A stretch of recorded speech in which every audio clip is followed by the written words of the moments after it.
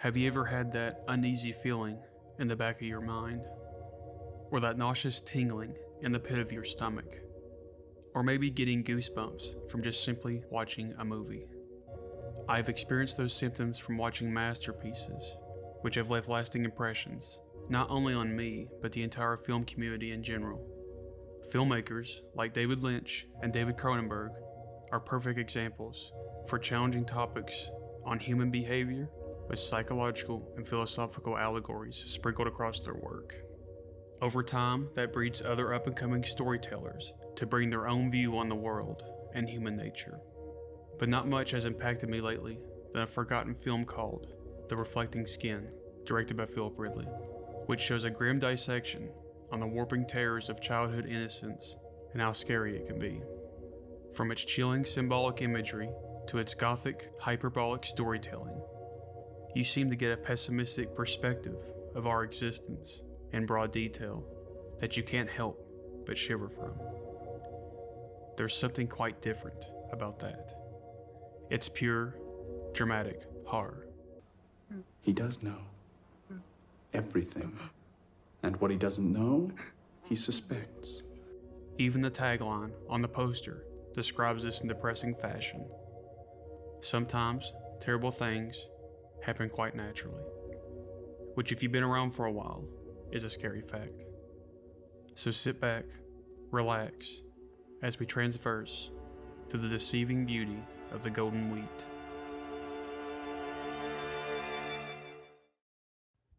The Reflecting Skin is a dramatic horror film that was filmed in Crossfield, Alberta, Canada in 1989 and released fall of 1990 in the UK, while the US had to wait another year for its release date.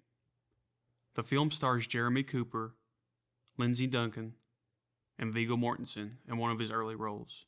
He was originally supposed to play the driver of the Cadillac that appears briefly throughout, but after impressing the director with his audition, he was instantly recasted as one of the leads of the film, Cameron Dove, who plays a significant role. Written and directed by Philip Ridley, an English visual artist, he was born in Bethnal Green in London, and around his younger years studied at St. Martin's School of Art, which his artistic style is featured prominently in his works, especially alongside Oscar-winning cinematographer Dick Pope. According to Ridley, Mortensen was also a great collaborator when it came to the vision and tone, agreeing that the right atmosphere had to be presented for the story. While studying at St. Martin, Ridley got an idea of this film after completing his artworks on American Gothic. In his own words, "I read a lot of American literature when I was a child growing up, and saw a lot of American films. So what I did particularly in The Reflecting Skin is that I created a fabulous child eye view of what I imagine America to be like. It's a kind of mythical once upon a time never world where guys like Marlon Brando and Elvis Presley and everything is set in a wheat field and it all looks very American Gothic." Working on a way to adapt The Reflecting Skin to his liking, Ridley rejected the idea of a novel, as the presentation was just as, or more, important as the story, as well as dismissing it as a stage play for the same reason. After directing 2 short films and writing a screenplay for a 1990 British crime film called The Krays, directed by Peter Medic, he was able to receive funding from the BBC, which amounted to $1.5 million, which he claims was only a third of the budget for his project. The financing was rather quick for such a film that mostly involved graphic nature. Ridley explains how that was so. And you ask for £500,000 and they give it to you. I think, looking back though, to be serious for a second, there was obviously the climate of making films then was very different to what it is now. In fact, there was a kind of, I don't know whether it's looking back with rose-tinted spectacles, but there was a willingness to kind of invest in filmmakers that people felt they had something to say, and they just wanted to see the film. Before production started, it was originally meant for television, but the subject of the film and Ridley's artistic endeavors helped build steam to finally get the project off the ground. After its completion, it was accepted at the Cannes Film Festival. During its first screening, half of the audience exited after the infamous exploding frog scene, which was within the first 10 minutes of the film. Within 10 minutes of the first screening, which was that they only put on one screening to begin with in this small little cinema, and when the exploding frog moment happened, 50% of the audience left. They just got out and left, and they went in to see the film that was on in the cinema next door. But what happened was that the word spread around Le Croisette that, oh, there's something really interesting or whatever going on in this film. And so even though we lost 50% of the audience in that first screening, they then had to put on 3 or 4 extra screenings to satisfy the number of people that then wanted to see it. But even after getting a negative reaction, there was also a few who knew it would only gather a small, faithful cult. I was coming out and there was the film critic for one of the big French newspapers, like Le Monde or something, and he came up to me and he grabbed me by the lapel and he said, "Notre film est déjà un culte." Your film is already a cult. Mm-hmm. It went on to win several awards across other festivals and was eventually picked up by U.S. distributor Miramax. The film received a fair amount of positive feedback from critics and audiences alike, but would eventually fall out of the public conscience since its release.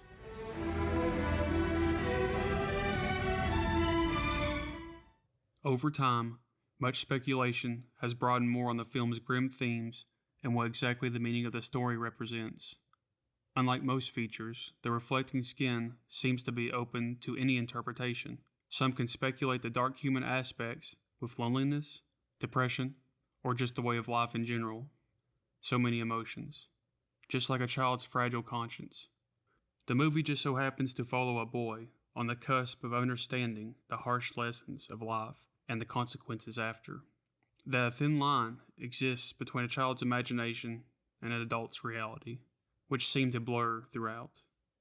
When confronted about the style or purpose behind The Reflecting Skin and his other works, Ridley states his movies are based on the psychological headspace of his lead characters, saying we're seeing the world through Seth's eyes, the eyes of a child, which is why most of the camera shots stay at the height of actor Jeremy Cooper, to make the audience see the world at his level, to journey through a depressing time at a fragile mindset.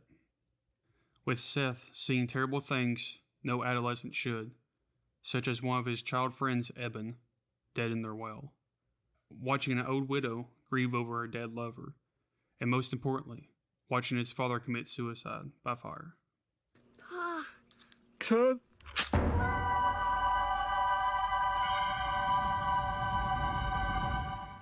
Strangely, through these terrible events, Seth rarely shows any emotion, almost a question on where his morality is placed. We see him as a rather selfish kid who cruelly kills a frog for mere entertainment, leaving his friend to be abducted by a group of greasers in a black Cadillac with unclear motives but a sliver of speculation on molestation and murder. He even goes at great lengths to keep his brother, Cameron, and an old woman, Dolphin Blue, from being together, insisting she's a vampire after his dad explains the idea from a book he reads. You can also notice the similarities between the book cover and the film, ramping Seth's imagination further. We see moments of guilt in his actions, not by realization, but by question. His mental state is also questionable after he finds an ossified fetus and claims it's a fallen angel. More on the style of the film, Ridley gives a half answer on why the film is so glowing to look at compared to its dark storytelling. It's also, is it the child seeing it, or is it the adults, the adult of that child? Is it the remembrance of that childhood? And it's kind of the psychological state of The Reflecting Skin is that it is probably Seth as an old man now, remembering his childhood, and he's conflated it as this completely operatic, over-the-top, fantastical fairy story where all the colours are saturated and all the noises are loud and not quite as loud as in the print you saw, but still fairly loud. And the music is kind of, very intensely emotional and operatic and on its sleeve, because our childhoods are like that. Our childhoods are spent in this endless summer where everything is vivid and real. And he might well have kind of put together the events of 3 or 4 summers and ended up with this story that we've got. He has acknowledged it was largely based on paintings, which explains the beauty of each scene. Ridley's presentation of the film is largely based on 2 well-received artists, Andrew Wyeth and Edward Hopper. He also expressed the title's meaning, as with his other films, is by wanting the audience to be self-aware that the film is far from reality, that it's the suspension of naturalism, providing the human existence as a dreamscape in his works, to give an extreme experience viewers haven't witnessed, and for them to come up with their own assumptions by its end, which leaves much in the air for its philosophy. Though the underlying theme is obviously the loss of innocence, its nihilist perception in the backdrop of the 1950s provides an uncomfortable atmosphere around it, that all dangers aren't out of arm's reach. After my first viewing a couple years back, I was very uneasy. It was unlike anything I've seen before. It's definitely a film to digest over time, and something that warrants a couple rewatches to understand. I instantly saw it as a terrifying coming of age based around guilt. The last shot of the film is so haunting, as our lead character Seth screams in horror of realization towards the sunset, representing no way back for him. An ending that has him watch his innocent die and see his childhood finally pass him by. A once bright star burned out. It's chilling. This is also fascinating, as this is the only time we see Seth provide actual emotion to his actions. The character Dolphin tells Seth halfway through the film, "The nightmare of childhood, and it only gets worse," establishing that life is cruel, and just because you become an adult doesn't mean you understand life more than you did as a child. Quite the opposite, in fact, as everything comes into question. Our sanity, our purpose, and our faith, among others. How isolating it becomes, or having our fate in the hands of the unknown. The more you think on it, the frightening it becomes. Trust me, my anxiety was spiked throughout, and that's mostly based on the collaborating power of the editing, done by Scott Thomas, and the music score, composed by Nick Paquette.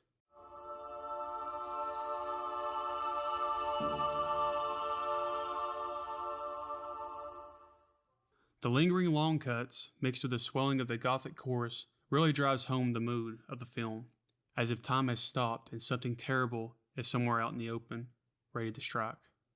Especially the prominent shots of the golden wheat get uncomfortable the more it lingers. Knowing something so vile stirs beneath this pretty scenery, an allegory of Seth processing or deterring the horrible things he's seen by filtering and hiding them beneath his imagination, secured under a metaphorical facade of wheat. This, in my opinion, makes the film even more scary, as everyone has done things in the past they wish they hadn't, and, in a way, paint it into a more rational picture so they can move on. In the whole film, Seth has no concrete adult guidance, which leaves him to understand the world the best he can around his age. His parents show no interest, leaning towards neglect. His father is blamed as a pedophile and child killer based on his past of sexually exploring homosexuality with a 17-year-old boy. He is also absent of being a house figure, leaving Seth's mother to constantly stress herself to becoming delusional and distant. His brother Cameron, who's returned home from war, is a shell of his former self, also neglecting Seth to be with Dolphin, signaling his rite of passage in life of becoming a man, leaving Seth forsaken and pushed into the real world, where made-up monsters don't cause the evil, but where ordinary people do. The film is shrouded in death, which therefore surrounds Seth. Once he understands that his explanation of these events become a void, he is thrust into understanding that there's just some things beyond human comprehension, and that some terrible things do happen, naturally without warning.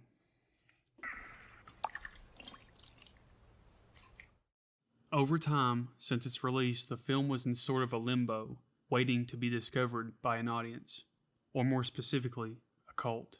From its premiere up to its astounding 2K restoration, the film has managed to pull in such a following, and just this last decade, it's gripped a new breed of audiences who seem to understand its morbid message and appreciate the transcending look of the picture. In 2015, a Blu-ray restoration of the film finally released with the help of Ridley, who gave a helping hand to bring the film up to spec for modern audiences, preserving its look and enhancing the experience that most haven't seen after its original release, as it's more accessible than ever with free streaming services like Tubi and Pluto TV. To be provided this vision for free is a real treat, and if this video has at all piqued your interest, I suggest you check it out. And if you've already seen it, then I hope I've shined a bit more light on its creation and on its creator, Philip Ridley, who I've grown very admiring of after writing this and learning more about him and his works. In the future, I can't wait to see his other two films, The Passion of Darkly Noon, starring Brendan Fraser and Ashley Judd, and Heartless, starring Jim Sturgis. Both films are similar to The Reflecting Skin, with their characters dealing with their own psyche in a hollow world around them. Whether it's based on human constructs, dealing in religious zealotry, or insecure repression, Ridley seems to have much to say without saying anything at all. Like the old phrase, a picture is worth 1,000 words, which seems to be his staple when encouraging audiences to realize the unconscious world around them, to see more than they should.